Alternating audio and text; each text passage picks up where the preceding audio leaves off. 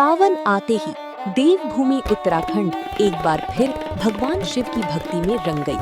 हरिद्वार से लेकर नीलकंठ महादेव तक और उत्तराखंड की सीमाओं से लेकर देश के अलग अलग राज्यों तक चारों तरफ बोल बम और हर हर महादेव का जयघोष सुनाई दे रहा है। कांवड़ यात्रा सिर्फ एक धार्मिक यात्रा नहीं, बल्कि करोड़ों श्रद्धालुओं की आस्था, तपस्या और संकल्प का प्रतीक है। देश के अलग अलग हिस्सों से शिव भक्त हरिद्वार पहुंचते हैं, मां गंगा से पवित्र जल उठाते हैं और कई किलोमीटर की पैदल यात्रा कर अपने गांव, शहर या स्थानीय शिवालयों तक पहुंचते हैं। कई कांवड़िए नंगी पैर चलते हैं, कई कठिन रास्तों को पार करते हैं और कई श्रद्धालु लंबी दूरी की यात्रा के दौरान सेवा, संयम और अनुशासन का पालन करते हुए अपनी कांवड़ पूरी करते हैं।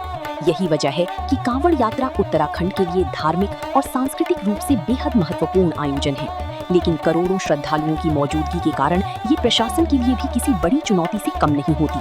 और इसी चुनौती को देखते हुए धामी सरकार ने कांवड़ यात्रा 2026 को सुरक्षित, सुव्यवस्थित और सफल बनाने के लिए व्यापक तैयारियां की हैं। कांवड़ यात्रा में सबसे बड़ी जिम्मेदारी होती है श्रद्धालुओं की सुरक्षा की।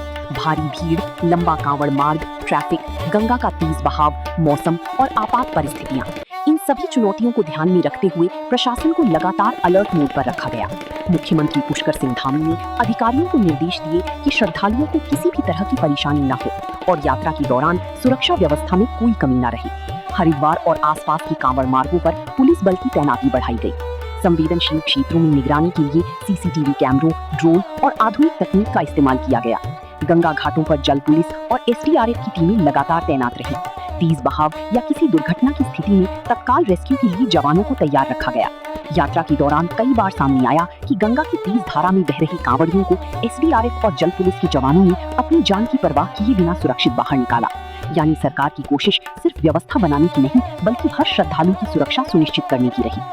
कांवड़ यात्रा का सफल संचालन केवल पुलिस व्यवस्था से संभव नहीं है। इसके लिए स्वास्थ्य, पेयजल, बिजली, सफाई, ट्रैफिक और आपदा प्रबंधन जैसी कई विभागों को एक साथ काम करना पड़ता है।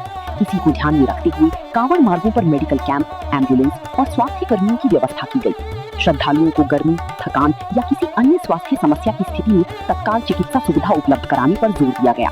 वहीं कांवड़ मार्गों और प्रमुख पड़ावों पर साफ सफाई, पेयजल और शौचालय जैसी मूलभूत सुविधाओं को भी प्राथमिकता दी गई। हरिद्वार जैसे धार्मिक शहर में करोड़ों लोगों की आवाजाही के बीच सफाई व्यवस्था बनाए रखना भी बड़ी चुनौती है। इसलिए प्रशासन और नगर निकायों को लगातार सफाई व्यवस्था पर निगरानी रखने के निर्देश दिए गए।